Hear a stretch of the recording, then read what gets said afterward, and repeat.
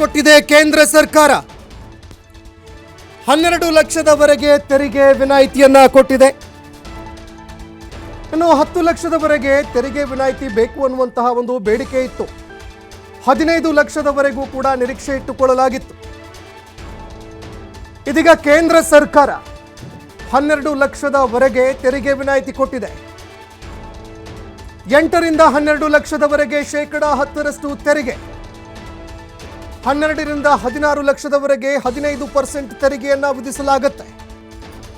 ಇನ್ನು ಮಧ್ಯಮ ವರ್ಗಕ್ಕೆ ಬಂಪರ್ ಕೊಡುಗೆ ಕೊಟ್ಟಿದೆ ಕೇಂದ್ರ ಸರ್ಕಾರ. ಅದರಲ್ಲೂ ಮಧ್ಯಮ ವರ್ಗಕ್ಕೆ ಸಾಕಷ್ಟು ನಿರೀಕ್ಷೆಗಳು ಕೂಡ ಇತ್ತು. ಯಾಕಂದ್ರೆ ಕಳೆದ ಬಜೆಟ್ನಲ್ಲೂ ಕೂಡ ಅಂತಹ ಹೇಳಿಕೊಳ್ಳುವಂತಹ ಯಾವುದೇ ಒಂದು ಕೊಡುಗೆಗಳು ಸಿಕ್ಕಿರಲಿಲ್ಲ. ಆದರೆ ಈ ಬಾರಿ ಮಧ್ಯಮ ವರ್ಗಕ್ಕೆ ಬಂಪರ್ ಕೊಡುಗೆ ಕೊಟ್ಟಿದ್ದಾರೆ.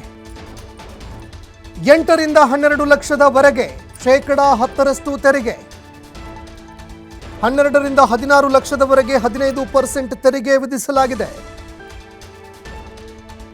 ಮಧ್ಯಮ ವರ್ಗಕ್ಕೆ ಸಿಹಿ ಸುದ್ದಿಯನ್ನ ಕೊಟ್ಟಿದೆ ಕೇಂದ್ರ ಸರ್ಕಾರ. ವಿತ್ತ ಸಚಿವೆ ನಿರ್ಮಲಾ ಸೀತಾರಾಮನ್ 12 ಲಕ್ಷದವರೆಗೆ ತೆರಿಗೆ ವಿನಾಯಿತಿ ಕೊಟ್ಟಿದ್ದಾರೆ.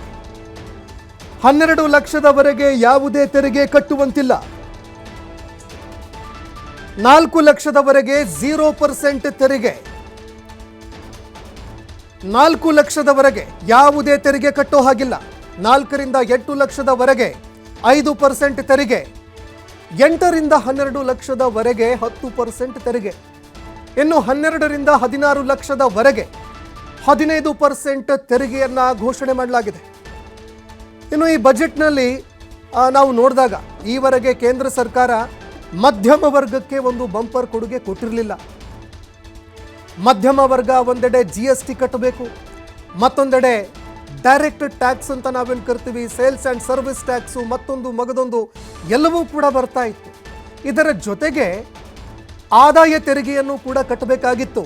ಹೀಗಾಗಿ ಸಾಕಷ್ಟು ಸಮಸ್ಯೆಗಳನ್ನು ಎದುರಿಸ್ತಾ ಇತ್ತು ಮಧ್ಯಮ ವರ್ಗ.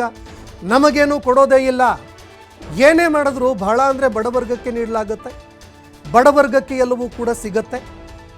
ಅದೇ ರೀತಿಯಾಗಿ ಉದ್ಯಮ ವಲಯ ಏನಿದೆ ಅದಕ್ಕೂ ಕೂಡ ಸಾಕಷ್ಟು ಸಿಗುತ್ತೆ, ರೈತ ವಲಯಕ್ಕೂ ಕೂಡ ಸಾಕಷ್ಟು ಸಿಗುತ್ತೆ.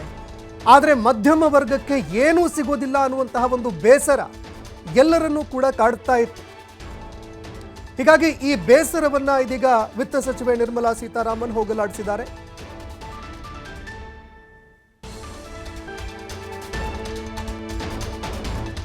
Reaffirm the commitment of the tax department to trust first, scrutinize later.